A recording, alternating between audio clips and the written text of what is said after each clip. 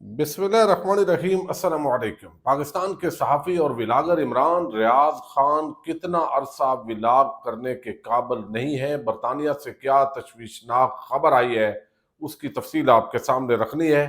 दूसरी तरफ इस वक्त इंडिया के अंदर एक मरतबा फिर पाकिस्तान के खिलाफ माहौल साजी हो रही है। मोदी ने जो गुज़श्ता रोज़ तकरीर की है वो बहुत ज़्यादा मीडिया पर डिस्कस हो रही है, और इसके साथ ही जो ट्रंप हैं वो क्रेडिट भी ले रहे हैं, लेकिन अब उन्होंने हार्वर्ड यूनिवर्सिटी पर एक नया हमला किया है, और उसमें जो स्टूडेंट्स हैं वो दर बदर हो गए हैं अमेरिका के अंदर। इसकी खबर की डिटेल आपके सामने रखनी है।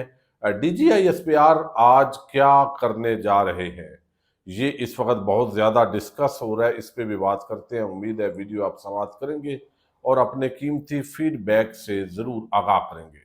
इस वक्त आप देख रहे हैं, जब से ऑपरेशन बुनियाद और मरसूस कामयाब हुआ है, उसके बाद दोनों तरफ जो जायजा लिया जा रहा है, दोनों ममालिक अपनी कमजोरियों का जायजा ले रहे हैं। लेकिन इस वक्त जो मोदी है वो बहुत ज्यादा तनकीद की जद में है, और इस वक्त भी जो मौजूदा सूरत हाल है उसके अंदर जो एक भारतीय बड़े आम दिफाई तजिया कार हैं परवीन सोनी, दी वायर के अंदर जो है वो उन्होंने एक इंटरव्यू दिया है। और पहले भी इंटरव्यू 2 दिन पहले दिया था, लेकिन अब ये वो संजीदा लोग हैं जिनकी सहाफत को बड़ा क्रेडिबल समझा जाता है। वरना आपको इल्म है दोनों तरफ जो है वो कम चुक के रखने वाला जो काम है वो ज्यादा होता है। पाकिस्तान एयर फोर्स ने 2020 में centre for artificial intelligence centre कायम किया, और इस पर पिछले 5 बरस में भरपूर काम किया। अब वो ये बता रहे हैं, हालिया जंग में इलेक्ट्रॉनिक वारफेयर का बहुत बड़ा किरदार रहा। पाकिस्तान की मिलिट्री डोमेन हिकमत अमली में इलेक्ट्रॉनिक वारफेयर की मरकजी हैसियत थी। इसका मतलब पाकिस्तान ने रेडार टेक्नोलॉजी के जरिए बरकी मकनातीसी बर्तरी हासिल कर ली थी, जिसके नतीजे में हर पाकिस्तानी तैयारा ये जानता था कि कहाँ क्या हो रहा है, जो एक गैर मामूली पेशरफ थी। यानी भारत के अंदर वो कहते हैं जो कुछ हो रहा था, जो तैयारा उड़ रहा था, कहाँ से उड़ के कहाँ जा रहा है, वो सारा पाकिस्तान जो है उसको पता था। अब वो कहते हैं पाकिस्तान इलेक्ट्रॉनिक वारफेयर में नई बुलंदियों पर पहुंच चुका है, जिसकी बुनियाद centre for artificial intelligence and computing ने रखी। ये इदारा एक जदीद डिजिटल निज़ाम फराम करता है जिसने जंगी हिकमत अमली बदल दी है। आज पाकिस्तानी पायलट डिजिटल सिस्टम्स की मदद से बियॉन्ड विजुअल रेंज मिसाइल इंतहाई दुरुस्तगी से फायर कर सकते हैं।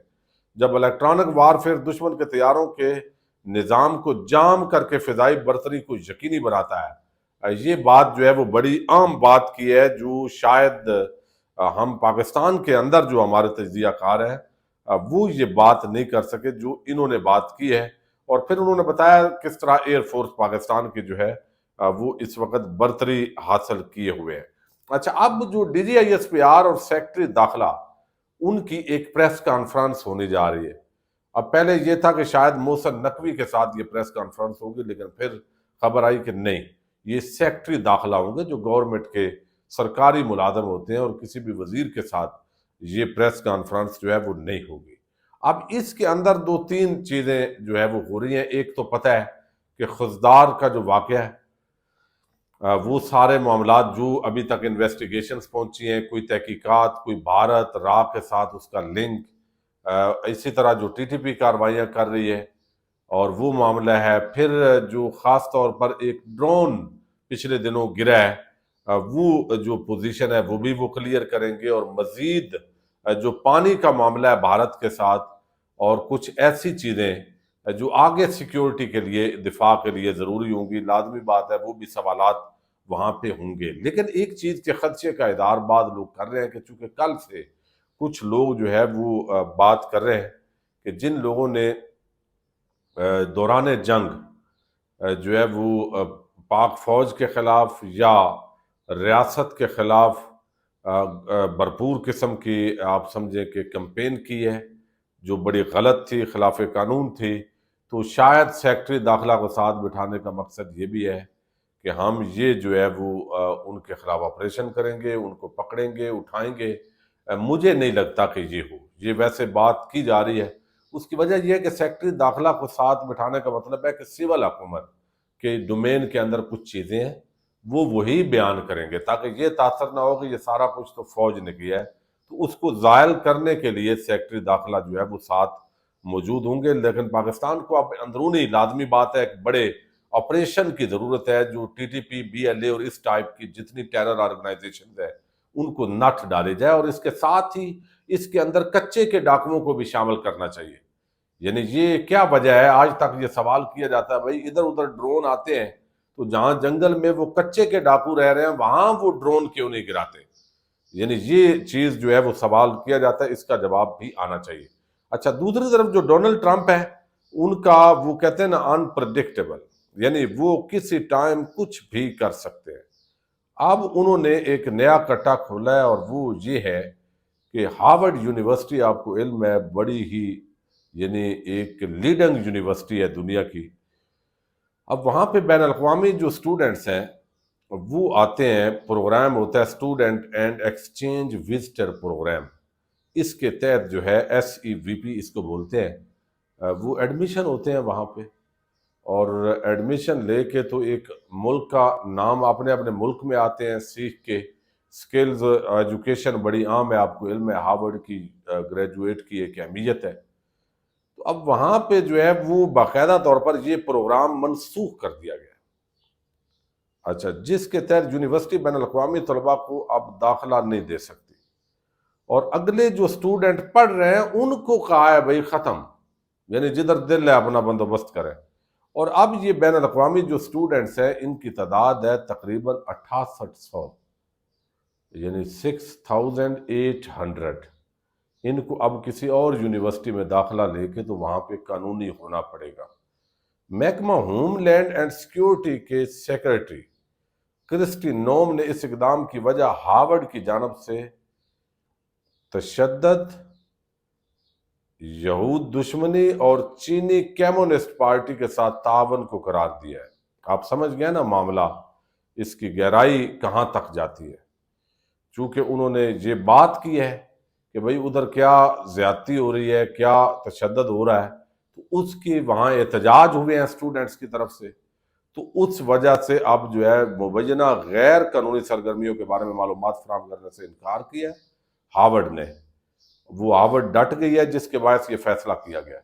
ہارورڈ یونیورسٹی نے اس فیصلے کو غیر قانونی اور انتقامی قرار دیتے ہوئے اس کی مذمت کی ہے.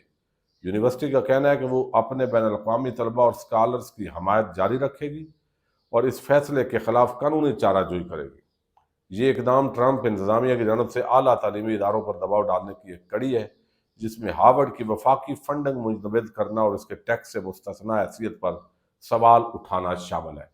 تو وہ جو ساری پریولیجز دی جا رہی تھی، اور اس کی وجہ سے دیکھیں امریکہ کا جو نام ہے نا وہ کئی جگہ سے، ایک تو وہ جگہ ہے، پوری دنیا کا ایک عالمی جو ہے نا وہ بدماش کا تاثر یا ایک بڑی سپر پاور کا جو تاثر ہے وہ آتا ہے جو سب کو دبا کے رکھتا ہے.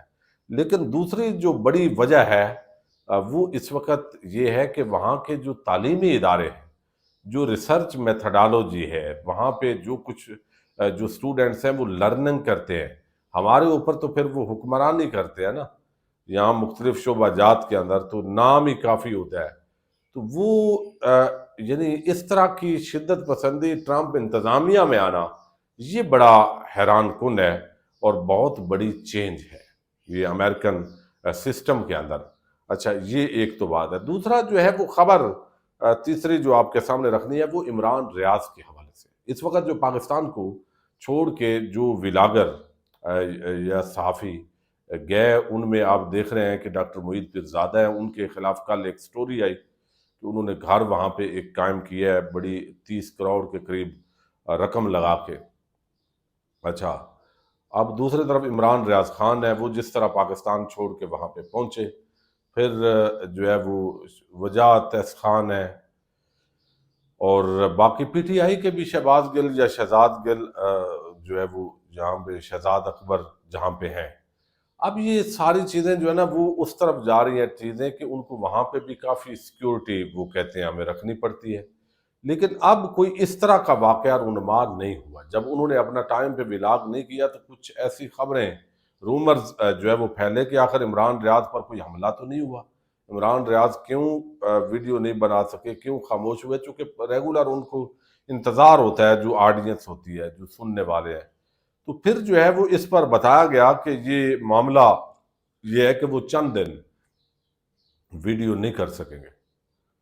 تو پھر اور زیادہ تشویش لوگوں کے اندر پھیلی، تو سوالات ادھر ادھر گروپس کے اندر بہت ساری مگوئیاں پھیلنے لگی. تو پھر جو ہے وہ صدیق جان جو ہے وہ انہوں نے کلیریفیکیشن وہاں سے انہوں نے معلومات لے کے تو ایگزیکٹ جو ہے وہ شیئر کیا ہے کہ کوئی حملہ نہیں ہوا، بلکہ عمران ریاض جو ہے وہ گھوڑوں کے شوقین ہے، چونکہ وہاں جو ہے وہ گھوڑا بازی کرتے ہیں اور نیزہ بازی وغیرہ نا، یعنی تو وہ گھوڑے سے گرے ہیں اور چوٹ لگی ہے، لیکن اللہ کریم نے کرم فرمایا کوئی خطرے والی بات نہیں ہے. البتہ 1 سے 2 دن وہ مکمل ریسٹ کریں گے اور ولاگ نہیں کر سکیں گے، ان کو دعاؤں میں یاد رکھیں. تو یہ پورا جو افواہیں پھیل رہی تھی وہ صدیق جان نے وہاں سے معلومات لے کے ان کی ٹیم سے تو وہ سامنے رکھی ہے، ورنہ تھوڑی دیر پہلے جس طرح کے میسیجز مگوئیاں اور صورتحال شروع ہو گئی تھی تو اس سے لگ رہا تھا کہ کوئی شاید خدا نخواستہ برطانیہ کے اندر کوئی ایسا واقعہ جو ہے وہ رونما تو نہیں ہوا. تو یہ اصل خبر ہے. ان کے ویڈیو 1 2 دن شاید وہ نہ بنائیں اور باقی روٹین کے مطابق ان کو معمولی سی چوٹیں آئی ہیں اور کوئی بڑی خطرے والی بات نہیں ہے. پاکستان زندہ باد.